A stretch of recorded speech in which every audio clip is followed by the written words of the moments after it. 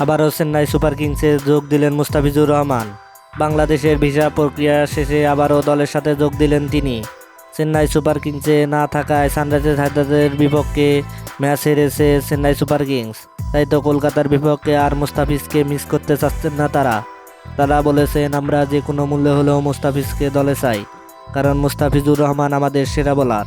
তার কাটার এবং স্লোয়ার খুবই উপযোগী আমাদের মাঠে। এদিকে মুস্তাফিজ না থাকায় ধোনিও খুবই আফসোস করেছেন, কারণ সানরাইজার্স হায়দ্রাবাদের বিপক্ষে দুর্দান্ত করতেন মুস্তাফিজুর রহমান, কিন্তু মুস্তাফিজ না থাকায় বেশ ক্ষতি হয়েছিল তাদের। তাই তো তারা কলকাতার বিপক্ষে আর মুস্তাফিজকে মিস করতে চাচ্ছেন না তারা। এদিকে বাংলাদেশে সকল কাজ শেষ করে মুস্তাফিজ আজই যোগ দিয়েছেন চেন্নাই সুপার কিংসের শিবিরে। তাই তো 2-1 দিন রেস্ট করে আবারও দলের সাথে অনুশীলনে ফিরবেন তিনি। মুস্তাফিজুর বলেছেন, আমি অবশ্যই সিএসকে ভালো একটা সূচনা এনে দিতে চাই, কারণ টানা হারের কারণে কিছুটা ব্যাকফুটে আছে আমার দল। তাই তো আমি চাচ্ছি আমার দলকে যে কোনো মূল্যে হলেও প্রত্যেকটা ম্যাচ জেতাতে। আমি যতদিন সিএসকে সাথে থাকবো ততদিন এই ম্যাচ জেতার চেষ্টা করব, আর পার্পল ক্যাপটা আবারও আমার আয়ত্তে আনতে চাই। মুস্তাফিজুর রহমান একাদশে ফিরছেন তা নিশ্চিত করেছেন ভারতীয় এক গণমাধ্যম।